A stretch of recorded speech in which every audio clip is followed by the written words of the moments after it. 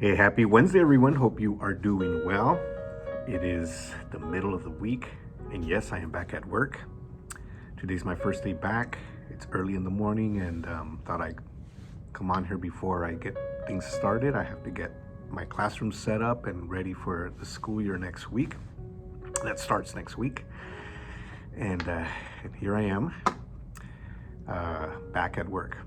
And this is in the raw, unscripted, unpracticed, unedited conversation. We've been talking about, in fact, last video we started talking about science and how the Bible supports science. And so we started talking about physics and how we find physics in the Bible. Today we're going to talk about astronomy, one of my favorite science subjects. And the Bible talks about astronomy quite a bit, actually. The biblical creation account accurately addresses the seasons and the clock-like precision of the heavenly bodies to measure time. And here we go. Genesis 1, verses 14 through 16 says, "And God said, let there be lights in the expanses of heavens to separate the day from night, and let them be for signs and for seasons and for the days and years. Let them be for lights in the expanse of the heavens to give light on earth. And it was so. God made the two great lights, the greater light to govern the day and the lesser light to govern the night. He made the stars also."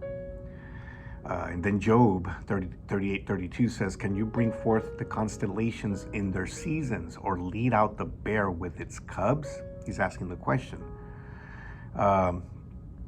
The Bible also describes a star cluster called Pleiades as being tightly bound together, whereas the Orion star cluster is described as loose.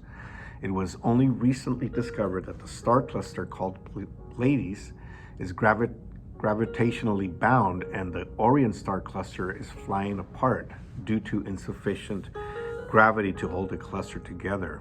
Job 38:31, "Can you bind the chains of Pleiades? Can you loosen Orion's belt?" So he's talking about the two different constellations, and it wasn't even discovered yet at that moment. The Bible also describes that each star is unique. 1 Corinthians 15:41, "There is one glory of the sun, and another glory of the moon, and another glory of the stars, for the star differs from the star in glory." So each star differs. Isaiah 40:26, "Lift up your eyes on high and see who has created these stars. The one who leads forth the host by number. He calls them all by name because of the greatness of his might and the strength of his power. Not one of them is missing."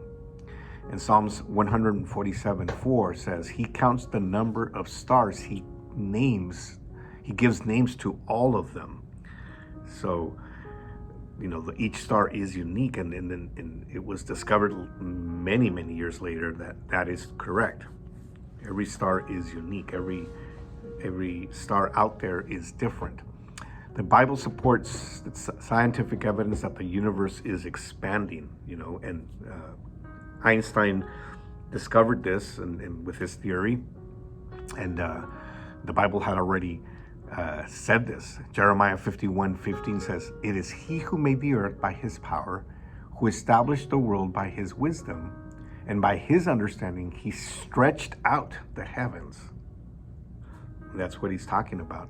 Isaiah 40:22, "He stretches out the heavens like a canopy and spreads them out like a tent to live in." And when talking about the heavens, it's not just the heavens that we see, the sky, but it's talking about the whole, everything that is included in the heavens, and all the things that are out there, all those planets and stars and everything that's out there in space.